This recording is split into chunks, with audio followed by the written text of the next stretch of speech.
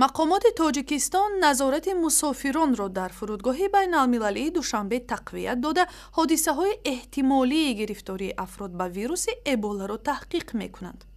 در فرودگاه دستگاه های مخصوص حرارت سنج گذاشته شدند که به هنگام عبور آن مسافران از نظر داشتن تبی بلند در آن واحد تشخیص می شوند. از این پیش سازمان جهانی بهداشت با ارسال یک نامه به مقامات تاجیکستان مشورت داده بود که مسافرانی را که از کشورهای افریقایی می آیند به طور جدی مورد معاینه قرار بدهند. در صورت پیدا شدن شبهه آید به سرایت ابولا معلومات طبی برای آزمایش به 2 تشخیصگاه بین المللی واقع در فرانسه و بریتانیا فرستاده می شود.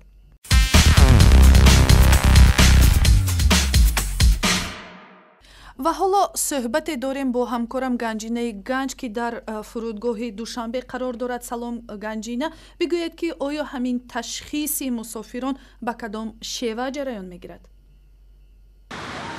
در صورت پیدا شدن احتمالیت موجود ویروس ابولا در مسافران، آنها را کارمندان فرودگاه زود به راه دیگر به بیرون میبرند و به اون بیمارخانه های انتقال داده می شوند که در آنها اتاقهای مخصوص برای نگهداری بیماری های ابولا پیش بینی شده است. آیا در صورت پیدا شدن شبهه در زمینه وضع صحتی انسان و یا وجود ویروس شبهه آور در جسم مسافران، این افراد، این شخص به کجا و زیر کدام شرایط انتقال می‌یابد؟